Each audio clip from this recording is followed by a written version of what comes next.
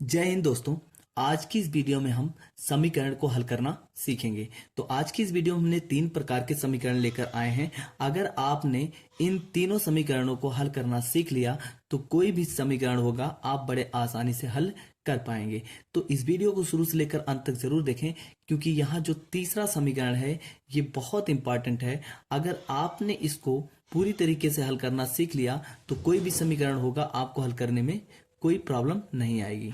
तो आइए अब हम यहाँ पर जो है समीकरण 1, फिर समीकरण 2, समीकरण 3 को हल करना सीखेंगे। पहला समीकरण दिया गया है 3x माइनस 5 बराबर 4। अब देखिए हमें इसे हल करना है। हल करने का मतलब ये है कि जो समीकरण में x दिया गया है इसी x का हमें मान निकालना है। ठीक है, तो अगर हमने x का मान निकाल लिया तो समीकरण क्या हो जाएगा, हल हो जाएगा। अब यहाँ पर देखिए 3x माइनस 5 बराबर 4 है। तो यहाँ पर जितने भी नंबर दिखाई दे रहे हैं हमें क्या करना है, पक्षांतर कर देना। पक्षांतर करने का मतलब है सब जो है बराबर के इस पार लाना है। तो सबसे पहले यहाँ पर -5 हो रहा है, हम इसको इधर ले जाएंगे। तो जब हम इसको इधर ले जाएंगे तो ये किस में है, माइनस में है। इधर जाएगा तो क्या हो जाएगा, प्लस में।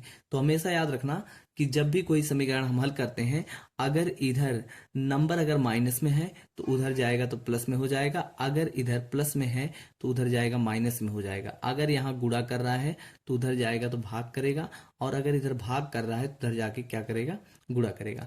तो यहाँ पर सबसे पहले हम -5 है, इसको हम इधर ले जाएंगे। तो जब हम -5 को इधर ले जाएंगे तो यहाँ पर क्या बचेगा, 3x। तो यहाँ पर हम लिख देंगे 3x बराबर, उसके बाद यहाँ 4 पहले से ही है, इस -5 को हम इधर लाएंगे तो हमने कहा कि चिन्ह क्या होगा, बदल जाएगा। ठीक है, माइनस का यहाँ प्लस हो जाएगा, तो यहाँ पर +5 हो गया। ठीक है, अब देखिए यहाँ पर 3x बराबर कितना, 5 4 कितना होगा, 9। हम यहाँ पर 9 कर लेंगे। अब हमें x की वैल्यू चाहिए, यानी 3x का मतलब है 3 गुणे x। ठीक है, यानी चर और अचर जब साथ में लिखे जाते हैं तो उनके बीच में क्या होता है, गुणा होता है। तो यहाँ पर x क्या है, चर है, और 3 क्या है, अचर है। तो हम 3 को इधर ले जाएंगे तो यहाँ पर गुणा कर रहा है, ये कोई निशान नहीं है, यहाँ पर गुणे का निशान है, इधर जाएगा तो भाग हो जाएगा। यानी x बराबर हो जाएगा 9, और भाग का मतलब हम बटे में ले जाएंगे, तो बटे कितना, 3। अब देखिए हम इसको काट देंगे तो यहाँ पर 3 1 के 3 और 3 3 9, यानी x बराबर कितना आ गया, 3/1। 3/1 का मतलब होगा 3, बटे में 1 नहीं लिखा जाता है। तो हमने इस 3x माइनस 5 बराबर 4 को जब हमने हल किया तो यहाँ पर x बराबर कितना आ गया, 3 आ गया। यही इसका क्या होगा, आंसर होगा। ठीक है, तो आइए अब दूसरा समीकरण हल करके देखते हैं। अगला समीकरण है 3 ब्रैकेट में n-5 बराबर -21। इसमें हमें क्या करना है, इसको हल करना है। ये समीकरण है, हमें हल करना है। हल करने का मतलब है कि इसमें n का मान निकालना है। ठीक है, क्योंकि चर जो है वो 3 है, 5 है, 21 है, यहाँ पर n क्या है, अचर है। तो समीकरण हल करने का मतलब यही होता है कि जो अचर पद होते हैं उससे क्या मान निकालना, और जब उसी का मान निकाल लेते हैं तो क्या हो जाता है, वो समीकरण हल हो जाता है। तो यहाँ पर देखिए इसका मतलब हो गया 3 ब्रैकेट के अंदर n-n, यानी ये जो 3 है ये ब्रैकेट के अंदर, यानी यहाँ पर कोई निशान नहीं है ब्रैकेट के बाहर। तो ब्रैकेट के पहले अगर कोई नंबर लिखा हो तो वहां पर किसका निशान होता है, गुणे का। तो इसका मतलब हो गया 3 गुणे n-5 बराबर कितना, -21। अब देखिए ये इधर क्या कर रहा है, ब्रैकेट के। अब इसको लगाने के 2 तरीके हैं, या तो इस 3 का हम इसके अंदर जो ब्रैकेट के अंदर जो नंबर दिया गया है इसमें 3 गुणा करा देना है, या फिर हमें ये 3 इधर क्या कर रहा है, गुणा कर रहा है।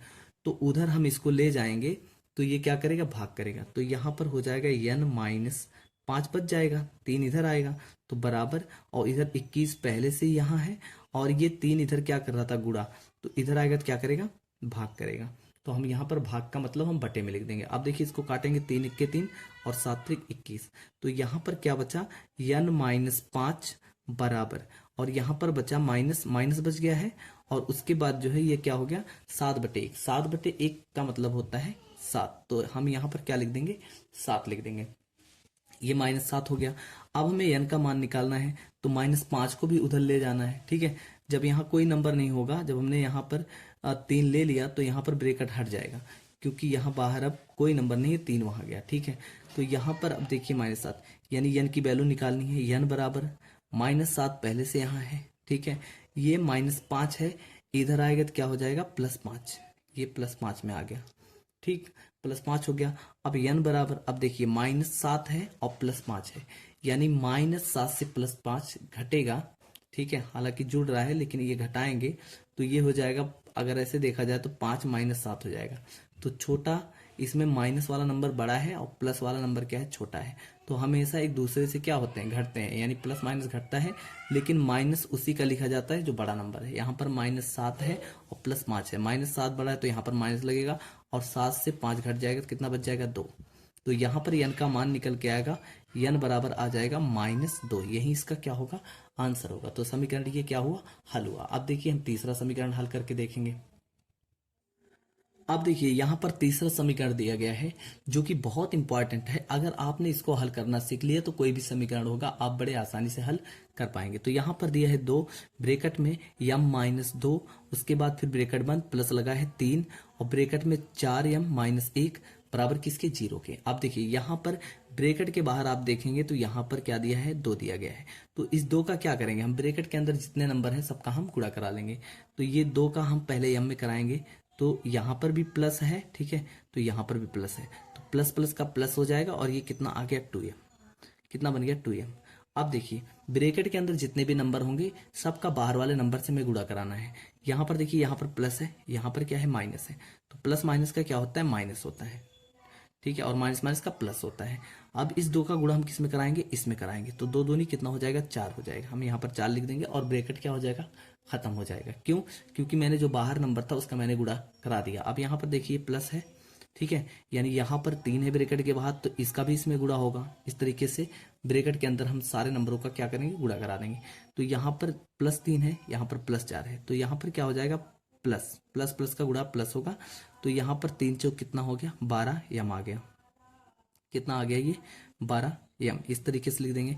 फिर यहाँ पर देखिए प्लस है, यहाँ पर माइनस है। अगले नंबर में हम 3 का गुणा कराएंगे, 3 प्लस में है और ये माइनस, प्लस माइनस का क्या होगा, माइनस होगा। और इस 3 का हम इसमें गुणा कराएंगे तो 3 1 कितना आएगा, 3। तो बराबर किसके कर देंगे, 0, और यहाँ से भी ब्रैकेट हट जाएगा। अब देखिए यहाँ पर 2m है, ठीक है, 2m है, और फिर हम देखेंगे यहाँ पर 12m है। दोनों की घात क्या है, दोनों की घात 1 1 है। तो जब घातें अगर बराबर हो, ठीक है, तो हम क्या करते हैं, संख्याएं जोड़ सकते हैं। तो यहाँ पर 12m को हम इधर लाएंगे तो प्लस क्या हो जाएगा, 12m इसके बगल, यानी 2m के बगल जो है 12m, और इधर -4 बच गया है, -4, और यहाँ पर -3 एक तरफ, नंबर एक तरफ कर लेंगे। अब देखिए इसमें से ये घट जाएगा, इसमें से ये जुड़ जाएगा, यानी 2m + 12m, यानी 2m + 12m जुड़ेगा तो कितना आएगा, 14m। ये कितना बन जाएगा, 14m, क्योंकि दोनों प्लस में है और m की घात बराबर भी है, ठीक है।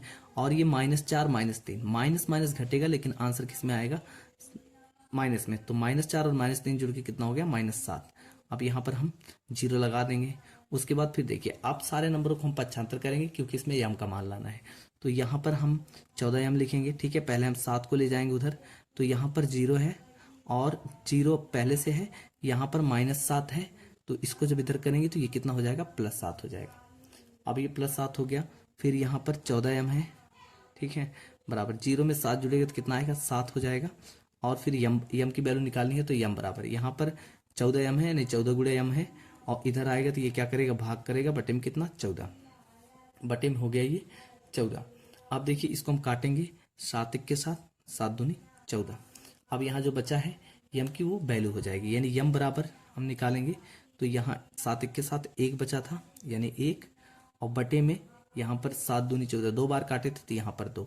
तो यही क्या होगा, समीकरण का हल होगा, यानी यम बराबर निकल के आया 1/2, यही इसका आंसर होगा। तो इस तरीके से कोई भी समीकरण होगा हम पक्षांतर करके जो x y यम जो भी दिया गया है उसका मान निकाल लेंगे, वही समीकरण का हल होता है।